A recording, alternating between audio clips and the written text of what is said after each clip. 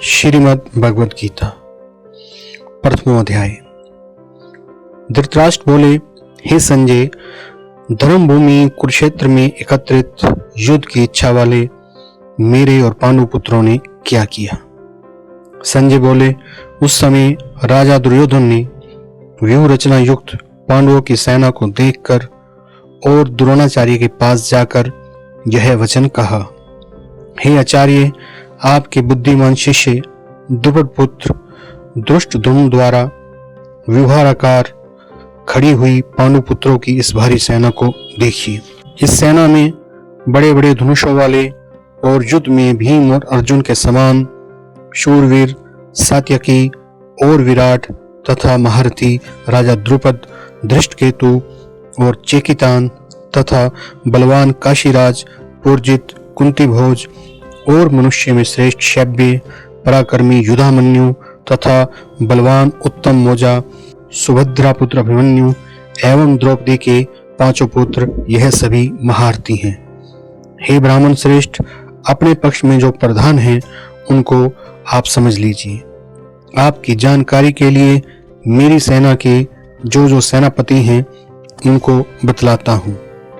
आप द्रोणाचार्य और पितामह भीष्म तथा कर्ण, संग्राम विजयी कृपाचार्य तथा वैसे ही अश्वत्थामा, विकर्ण और सोमदत्त का पुत्र भूरिश्रवा, और भी मेरे लिए जीवन की आशा त्याग देने वाले बहुत से शूरवीर, अनेक प्रकार के शस्त्र शास्त्रों से सुसज्जित और सब के सब युद्ध में चतुर हैं।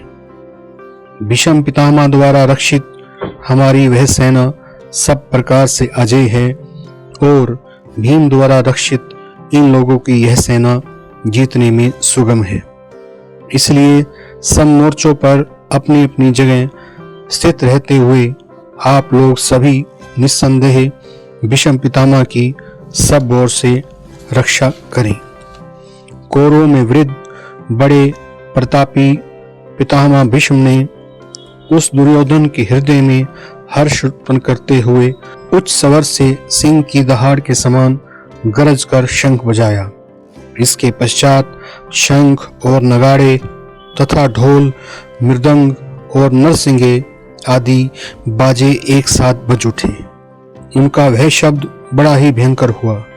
इसके अनंतर सफेद घोड़ों से युक्त उत्तम रथ में बैठे हुए श्री कृष्ण महाराज और अर्जुन ने भी अलौकिक शंख बजाए।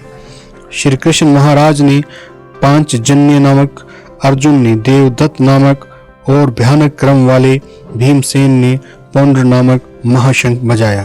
कुंती पुत्र राजा युधिष्ठिर ने अनंत विजय नामक और नकुल और सहदेव ने सुघोष और मणिपुष्पक नामक शंख बजाए।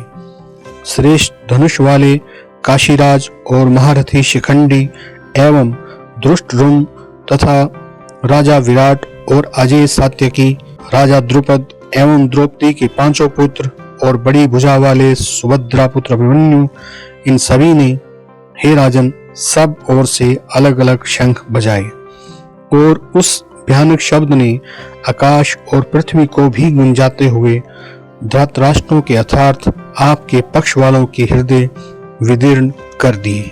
अर्जुन उवाच, हे राजन, इसके बाद कपिध्वज अर्जुन ने मोर्चा बांधकर डटे हुए धृतराष्ट्र संबंधियों को देखकर उस शस्त्र चलाने की तैयारी के समय ऋषिकेश श्री कृष्ण महाराज से यह वचन कहा, हे अच्युत, मेरे रथ को दोनों सेनाओं के बीच में खड़ा कीजिए और जब तक कि मैं युद्ध क्षेत्र में युद्ध के अभिलाषी इन विपक्षी योद्धाओं को भली भांति देख ना लूं, इस युद्ध रूप व्यापार में मुझे किन किन से युद्ध करना है तब तक उसे खड़ा रखिए। दुर्बुद्धि दुर्योधन का युद्ध में हित चाहने वाले जो यह राजा लोग इस सेना में आए हैं, इन युद्ध करने वालों को मैं देखूंगा। संजय बोले, हे धृतराष्ट्र, अर्जुन द्वारा इस प्रकार कहे हुए महाराज श्री कृष्णचंद्र ने दोनों सेनाओं के बीच में भीष्म और द्रोणाचार्य के सामने, संपूर्ण राजाओं के सामने उत्तम रथ को खड़ा करके इस प्रकार कहा, हे पार्थ, युद्ध के लिए जुटे हुए इन कौरवों को देख। इसके पश्चात प्रथापुत्र अर्जुन ने उन दोनों ही सेनाओं में स्थित ताऊ चाचों को, दादों परदादों को, गुरुओं को, मामाओं को, भाइयों को, पुत्रों को, पौत्रों को तथा मित्रों को, ससुरों को और सुहृदों को भी देखा। उन उपस्थित संपूर्ण बंधुओं को देखकर वे कुंती पुत्र अर्जुन अत्यंत करुणा से युक्त होकर शोक करते हुए यह वचन बोले।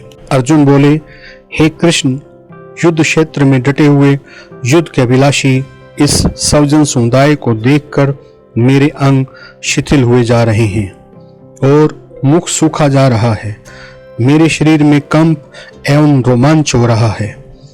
हाथ से गांडीव धनुष गिर रहा है और त्वचा भी बहुत जल रही है तथा मेरा मन भ्रमित सा हो रहा है, इसलिए मैं खड़ा रहने को भी समर्थ नहीं हूँ। हे केशव, मैं लक्षणों को भी विपरीत देख रहा हूँ तथा युद्ध में सज्जन समुदाय को मारकर कल्याण भी नहीं देखता। हे कृष्ण, मैं न विजय चाहता हूँ और न राज्य तथा सुखों को ही। हे गोविंद, हमें ऐसे राज्य से क्या प्रयोजन है अथवा ऐसे भोगों से और जीवन से भी क्या लाभ है।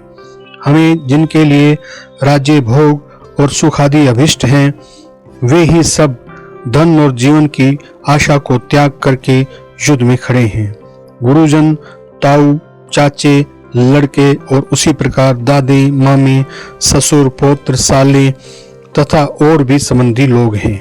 हे मधुसूदन, मुझे मारने पर भी अथवा तीनों लोकों के राज्य के लिए भी मैं इन सबको मारना नहीं चाहता, फिर पृथ्वी के लिए तो कहना ही क्या है। हे जनार्दन, धृतराष्ट्र के पुत्रों को मारकर हमें क्या प्रसन्नता होगी।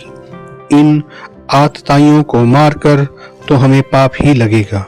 अतएव हे माधव, अपने ही बांधव धृतराष्ट्र के पुत्रों को मारने के लिए हम योग्य नहीं हैं, क्योंकि अपने ही कुटुंब को मारकर हम कैसे सुखी होंगे।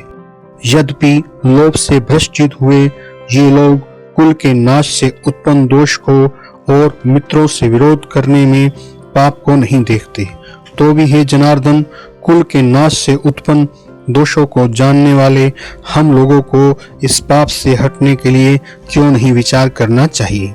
कुल के नाश से सनातन कुल धर्म नष्ट हो जाते हैं। धर्म के नाश हो जाने पर संपूर्ण कुल में पाप भी बहुत फैल जाता है। हे कृष्ण, पाप के अधिक बढ़ जाने से कुल की स्त्रियां अत्यंत दूषित हो जाती हैं और हे वार्ष्णेय, स्त्रियों के दूषित हो जाने पर वर्ण संकर उत्पन्न होता है। वर्ण संकर कुल घातियों को और कुल को नरक में ले जाने के लिए होता है। लुप्त हुई पिंड और जल की क्रिया वाले अर्थात श्राद्ध और तर्पण से वंचित इनके पितर लोग भी अधोगति को प्राप्त होते हैं।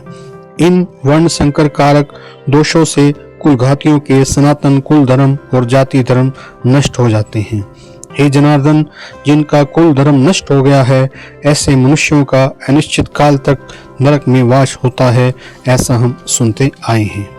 आह शोक, हम लोग बुद्धिमान होकर भी महान पाप करने को तैयार हो गए हैं, जो राज्य और सुख के लोभ से सब जनों को मारने के लिए उद्धत हो गए हैं। यदि मुझ शस्त्र रहित एवं सामना न करने वाले को शस्त्र हाथ में लिए हुए धृतराष्ट्र के पुत्र रण में मार भी डालें, तो वह मरना भी मेरे लिए अधिक कल्याणकारी होगा। संजय उवाच। संजय बोले, रणभूमि में शोक से उद्विग्न मन वाले अर्जुन इस प्रकार कहकर बाण सहित धनुष को त्याग करके रथ के पिछले भाग में बैठ गए। इस प्रकार से श्रीमद् भगवद गीता, जो कि एक उपनिषद है, ब्रह्म विद्या है, उसका पहला अध्याय समाप्त हुआ। इस अध्याय का नाम विषाद योग है।